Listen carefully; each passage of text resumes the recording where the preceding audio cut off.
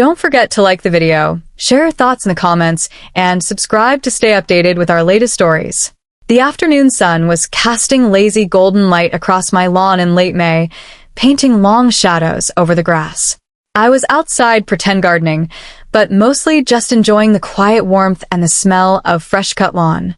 It had been a long, quiet week, one where the silence in my house felt heavier than usual. My neighbor Martha usually provided cheerful chatter over the fence, but she was away visiting her sister upstate. That's why I was surprised to see movement next door. It wasn't Martha, though. It was her son, Leo. He lived out of state, worked somewhere busy and important sounding, and visited maybe twice a year. Leo was young, early 30s, around my own kid's age, tall, lean, with serious, thoughtful dark hair that always looked a bit windswept. We had always been polite, a quick wave or hello while taking out the trash, but we certainly weren't friends. He was wrestling with a big recycling bin when he caught me watching and offered a small, awkward smile. I waved back and quickly turned my attention to a weed by the rose bushes, assuming that was the end of it. Then I heard the crunch of footsteps on the gravel between our driveways. I looked up, shading my eyes. Leo walked over, wiping his hands on his jeans, and leaned against the low picket fence. "Hi, Helen," he said. His voice was deeper and calmer than I expected.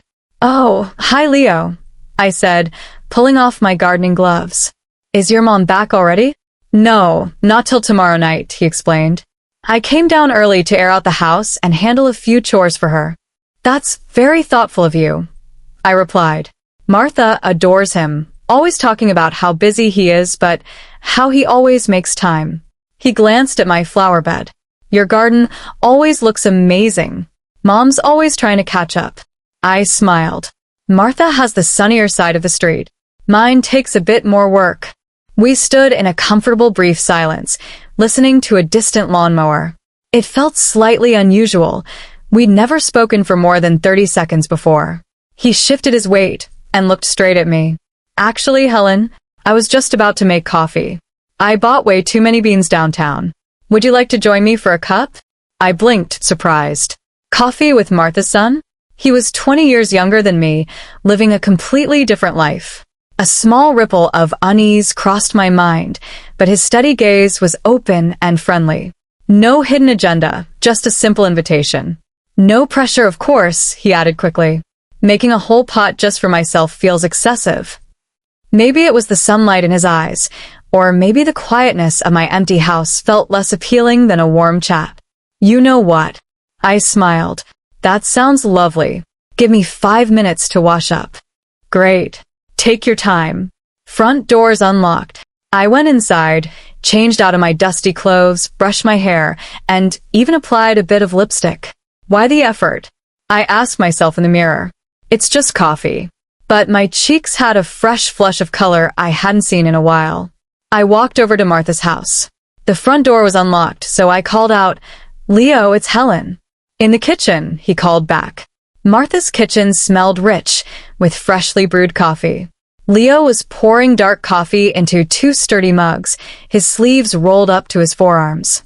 He pointed to the cozy breakfast nook. "Have a seat." "Milk? Sugar?" "Just a splash of milk, please." He brought the mugs over and sat across from me. Up close, he had gentle lines around his eyes that made him look mature and grounded. "Thanks for this," I said, holding the warm cup. "It smells wonderful." "My favorite vice," he chuckled.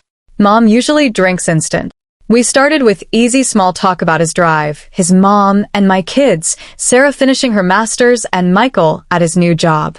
But soon, the conversation shifted. He asked detailed questions about my garden, sharing that he had volunteered at a community garden in his city. We talked about growing things, freelancing, and his work in data analysis for an environmental nonprofit. The initial awkwardness melted away completely. Leo was an incredible listener, attentive, respectful, and genuinely engaged. I found myself opening up about things I rarely spoke of, how quiet the house had felt since my husband passed away and the kids moved out, and how isolating my work could be sometimes. He didn't offer empty cliches. He simply nodded in real empathy. "Transitions are tough," he said softly. "Big shifts always leave a vacuum for a while."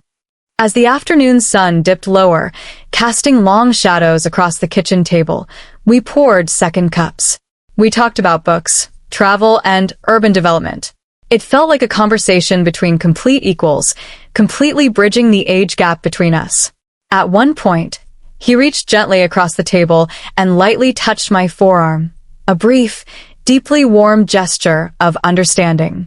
Sometimes it feels like that chapter of my life is completely closed, I whispered.